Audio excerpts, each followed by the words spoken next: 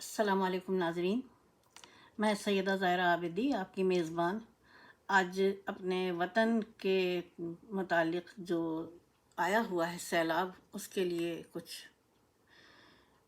ایک پوسٹ پیش کروں گی۔ کچھ سمجھ میں نہیں آ رہا ہے، دماغ سن ہے اور بہت عقل جیسے معوف ہو جاتی ہے نا، وہ کیفیت ہے کہ یہ سلسلہ شروع ہوا ہے 10 اگست سے، بلوچستان سے شروع ہوا ہے اور تاحال جاری ہے۔ اور ستم بالائے ستم یہ ہے کہ تباہی تو ہے ہی، شدید طوفانی بارشیں اور تمام چاروں صوبوں میں، اور بتانے والے بتا رہے ہیں کہ 45 سال کے بعد ایسی بارشیں ہوئی ہیں اور جانی اور مالی دونوں طرح سے نقصانات کا سلسلہ جاری ہے۔ ہزاروں بستیاں صفحہ ہستی سے مٹ گئی ہیں، لاکھوں مکان صفحہ ہستی سے مٹ گئے ہیں، اور زیادہ تباہی اس کی وجہ سے آئی ہے کیونکہ دریاؤں کے کناروں پر تعمیرات کر لی گئی ہیں، جس کی ایک مثال دریائے سوات ہے، جس کے جو کہ پہلے بھی برباد ہو چکی تھیں وہاں کی تعمیرات، لیکن پھر اس کے بعد پھر سے وہ تعمیرات تعمیر کر لی گئیں کیونکہ ان سے منافع حاصل ہوتا ہے بڑے اس پر۔ لیکن اتنا سوچا جائے کہ یہ زمین کو کناروں سے کاٹ دیتی ہے، یہ جو ہوتی ہے بارشیں، یہ دریاؤں کے کناروں کو یا سمندر کے کناروں کو، جب پانی زور پر ہوتا ہے تو سمندر اپنے کنارے کاٹ لیتا ہے، اسی طریقے سے بارشیں دریاؤں کے کناروں کو کاٹ دیتی ہیں۔ اس کے علاوہ چاہے چھوٹے شہر ہوں، چاہے بڑے شہر ہوں، گاؤں دیہات ہوں، یہاں پر اب نیا طریقہ یہ چل نکلا ہے 10-15 سال سے کہ جو قدرتی بہاؤ کے نالے، ندی، کھالے اور وہ ہیں، ان پہ تعمیرات کی جا رہی ہیں، اور زیادہ تباہی کا سبب یہی بن رہا ہے، جیسا کہ ابھی دریائے سوات کی وجہ سے ہوا۔ اتنا نقصان نہ ہوتا جتنا کہ پانی نے پھیل کے نقصان پہنچایا۔ بہرحال کیا کیا جائے، اور اب آئے ہیں، پہلے تو غائب تھی، حکومت ہی غائب تھی، نہ اس کا ہو رہا تھا انتظام، کوئی این جی اوز آتی، لیکن پھر این جی اوز کے آنے کے بعد حکومت بھی آئی ہے اور کر رہے ہیں کام، لیکن کہنے والے تو کہہ رہے ہیں کہ 1000 کا نقصان ہوا ہے، جانی نقصان، جبکہ ایک وہاں پہ کھڑے تھے بوٹ کے اندر، اس نے بتایا، ایک شخص نے، کہ 4000 لاشیں نکالی جا چکی ہیں صبح سے۔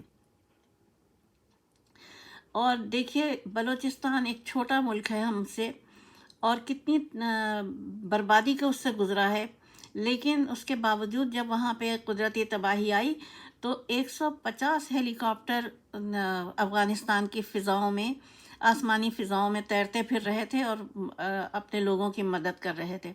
ہمارے یہاں بیچارے یہ 5 نوجوان جو تھے، ان میں سے ایک بچ سکا، اور 4 کے 4 5 گھنٹے کھڑے رہے، 5 گھنٹے میں کوئی ہیلی کاپٹر نہیں، کوئی مدد نہیں، کوئی بوٹ نہیں۔ تو یہ المیہ ہے ہماری قوم کا کہ ہمارے حاکم اتنے ظالم ہیں کہ ان کو نہ تو مصیبت میں قوم یاد رہتی ہے اور نہ اس میں یاد رہتی ہے، عیاشی میں یاد رہتی ہے۔ اور ایک چیز یہ ہے کہ ہم نے اب خدا کے غضب کو خداواز دی ہے۔ جس طریقے سے، جس عنوان سے یہ پورے ملک میں مجرے ہو رہے تھے، برہنہ مجرے، اور ان مجروں میں نوعمر بچے بھی شامل تھے، نوجوان لڑکے بھی شامل تھے، شامیانے میں سینکڑوں مردوں کا اژدہام ہوتا تھا اور برہنہ مجرے ہو رہے ہوتے تھے۔ تو خدا تعالیٰ کا قانون اپنی جگہ اٹل ہے، اگر ہم ابھی بھی نہیں سمجھے نہیں اور سنبھلے نہیں، تو پھر سمجھیے ابھی تو 70% آیا ہے نا، اس کے بعد خدا نخواستہ آنے والے وقت میں لوگ دنیا کے نقشے پہ دیکھ کے کہیں گے کہ یہاں پہ ایک اسلامی ملک ہوا کرتا تھا، پھر اس کو ایک سیلاب لے ڈوبا۔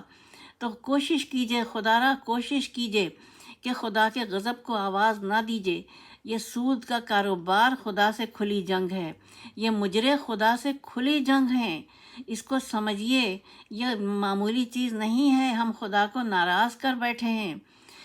اور ہمارے ملک اس وقت ایسی تباہی سے دوچار ہوا ہے، سینکڑوں کلومیٹر سڑکیں سیلابی ریلوں میں بہہ گئی ہیں، اور تعمیرات و مواصلات سب کا سب پورا انفراسٹرکچر سب تباہ و برباد ہو گیا ہے، اور تمام اضلاع سب متاثر ہیں، اور بس کچھ کہا نہیں جا سکتا ہے کہ کیسی تباہی آئی ہے یہ۔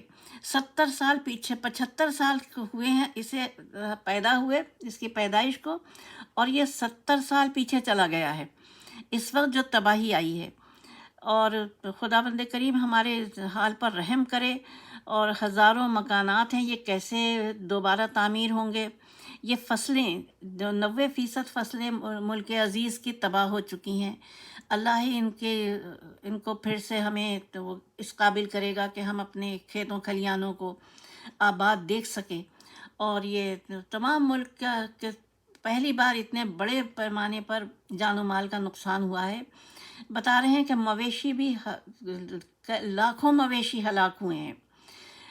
یہ ہزار کی تعداد نہیں ہے، لاکھوں کی تعداد ہے، لیکن اب کیا کیا جائے؟ اب تو جو ہونا تھا وہ ہو چکا ہے، اب ہے بحالی کا کام۔ اس بحالی میں عوام جن کو جو بچ گئے ہیں اس مصیبت میں، اور وہ اس قابل ہیں کہ اپنے وطن والوں کی مدد کر سکیں، وہ آگے آئیں اور دل کھول کر مدد کریں، تاکہ جلد سے جلد ہمارے وطن کے لوگ جو تباہ حال ہو گئے ہیں ان کی مدد ہو سکے۔ راشن ہے، شاہراہوں کی مرمت ہے، پلوں کی مرمت ہے، یہ ہماری ترجیح ہونی چاہیے۔ اور حالت یہ ہے کہ بلدیاتی نمائندے غائب ہیں، شہروں میں اس وقت پانی کھڑا ہوا ہے، نہ مرکزی حکومت کا کوئی ہے، نہ ویسی حکومت ہے، اور سندھ کا تو کہنا ہی نہیں، سندھ تو 30 برس سے لاوارث ہے۔ یہ لاوارثوں کا شہر ہے، جس سے صرف اس کے جسم پر جو گوشت ہوتا ہے وہ نوچ کے کھاتے ہیں۔ یہاں کی حکومتوں نے نوچ نوچ کے کھایا ہے، اور شہریوں کو بے یار و مددگار چھوڑ دیا ہے۔ اس پر سے طرفہ تماشا ایسے وزیر خزانہ آئے ہیں جن کو سوائے عوام کے کھال نوچنے کے، گوشت نوچنے کے کچھ بھی نہیں معلوم ہے۔ اتنے ہزاروں کے بل دے دیے ہیں۔ ابھی کل کی خبر ہے کہ 45,000 کا بل جس شخص کا آیا اس نے خودکشی کر لی ہے۔ یہ کوئی وزیر خزانہ کو بتائے کہ کل کو ان کے آنگن میں بھی ایسی ہی خودکشیاں ہو سکتی ہیں۔ تو کوشش کیجئے کہ عوام کو ریلیف دیجئے، بجائے اس کے کہ ان کے اوپر عذاب بن کے مسلط ہو جائیں۔ آپ عذاب بن کے مسلط ہوئے ہیں تو خدا تعالیٰ خفا ہو گیا ہے۔ بس اللہ تعالیٰ مدد فرمائے، اور میری کوئی بات بری لگی ہو تو مجھے معاف کیجیے گا، لیکن کوشش کریں ہمارے وطن کے لوگ کہ خدا کو ناراض نہ کریں۔ سب سے پہلے مجرے بند کیجیے اور سود کا کاروبار بند کیجیے، ورنہ پھر میں بتا رہی ہوں بحیثیت ایک بزرگ کے کہ پھر وہ وقت بھی آنے والا ہے جب دنیا والے کہیں گے، دنیا کا نقشہ دیکھ کے، کہ پاکستان کے نقشے کو دیکھ کے کہیں گے کہ یہاں پہ ایک ملک ہوا کرتا تھا اسلامی، جو کہ صفحہ ہستی سے مٹ گیا، سیلاب نے اس کو صفحہ ہستی سے مٹا دیا ہے۔ وآخر دعوانا الحمدللہ رب العالمین، والصلاة والسلام علی خیر المرسلین وعلیہ الطیبین الطاہرین۔ خدا حافظ۔